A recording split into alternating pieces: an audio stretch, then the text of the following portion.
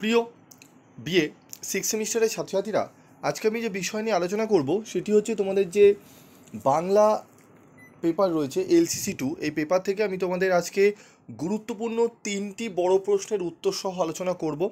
তোমরা থাম্বনেইলে দেখেছো আমি 3টি গুরুত্বপূর্ণ প্রশ্ন, যে প্রশ্নটি এবছরে এই 3টে প্রশ্ন থেকে একটি প্রশ্ন আসার সম্ভাবনা অত্যন্ত প্রবল রয়েছে। এই 3টি প্রশ্ন রয়েছে, তার সাথে আরেকটি প্রশ্ন রয়েছে, সেটি আমি লাস্ট মিনিটের সাজেশনে বলে দিয়েছি, তোমরা অবশ্যই সেটি দেখে নেবে। তো আজকের যে আলোচনাটি হবে, আজকের আলোচনার 3টি প্রশ্নই টপ কোয়ালিটির প্রশ্ন এবং টপ র্যাঙ্কে রয়েছে এই 3টি প্রশ্ন। তো এই 3টি প্রশ্ন খুব ভালো করে তোমাদের করে নিতে হবে। কি রয়েছে? প্রথম প্রশ্ন, পরিচয় পত্রিকাকে কেন্দ্র করে এক নতুন ধরনের সাহিত্য রচনার প্রবণতা দেখা যায়, আলোচনা করো। এই প্রশ্নটি অবশ্যই তোমাদের পড়তে হবে। এরপর রয়েছে আমাদের কল্লোল পত্রিকা কত সালে কাদের যৌথ প্রচেষ্টায় প্রথম প্রকাশিত হয়, রবীন্দ্র ভাবাদর্শ প্রভাবমুক্ত এই পত্রিকার মাধ্যমে কিভাবে আধুনিক বাংলা সাহিত্যের সূত্রপাত ঘটেছিল, আলোচনা করো।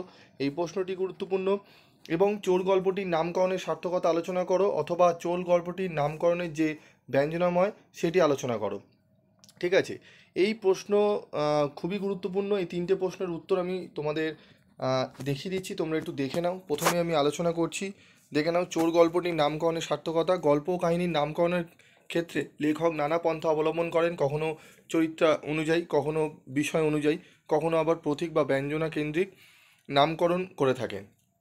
ঠিক আছে, তো আলোচ্য গল্পের নামকরণ করেছেন চোর। এই নামকরণের মধ্যে গভীর ব্যঞ্জনা, নিবিড় প্রতীক নিহিত আছে। গল্পের কাহিনী অংশের বিষয় ধরে নামের বিশ্লেষণ করলে চোর নামের একটি সাদামাটা অর্থ এসেই যায়। গল্পের কথক মিন্টু যে পেঁপে চারাটি আনে তা চুরির নয়, স্কুলে যাওয়ার সময় পথের ধারে নর্দমার পাশে যে লিকলিকে পেঁপে চারাটি দেখেছিল, সেখান থেকে সেটি তুলে এনে তাদের বাড়ির এক টুকরো জমির, ঠিক আছে, ছাই গাদার জঙ্গলের মধ্যে লাগিয়েছিল। তো পুরো সম্পূর্ণ উত্তরটি তোমরা পেয়ে যাবে, এই উত্তরটি পাবে। এবং এরপর রয়েছে দেখো আমাদের কল্লোল পত্রিকা। বাংলা সাহিত্যের আধুনিক যুগের এক গুরুত্বপূর্ণ সন্ধিক্ষণে কল্লোল পত্রিকার আবির্ভাব ঘটে। এটি ছিল এক সাহিত্যিক আন্দোলনের মুখপত্র, যা রবীন্দ্রনাথের প্রভাব থেকে। তো সম্পূর্ণ উত্তরটি তোমরা এখানে দেখতে পাচ্ছ, আমি পুরো ব্যাখ্যা আর করছি না তোমাদের। এই যে আলোচনাটি দেখছো, এই আলোচনার যে ভিডিও তোমরা দেখছো, যে উত্তরগুলো, এই উত্তরের সম্পূর্ণ PDF নোটস তোমরা পেয়ে যাবে। কোথায় পাবে, কিভাবে পাবে সেটি বলে দিই।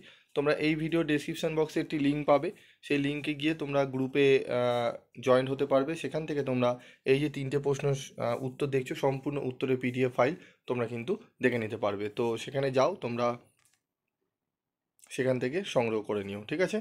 এবং যারা অলরেডি রয়েছে তারা অবশ্যই পেয়ে যাবে। এবং আগের ভিডিওতে আমি তোমাদের 5 নম্বরের বেশ কিছু প্রশ্নের উত্তর নিয়ে আলোচনা করেছি, সেগুলোও তোমরা একটু দেখে নেবে। আজকের মতো ভিডিওটি শেষ করলাম।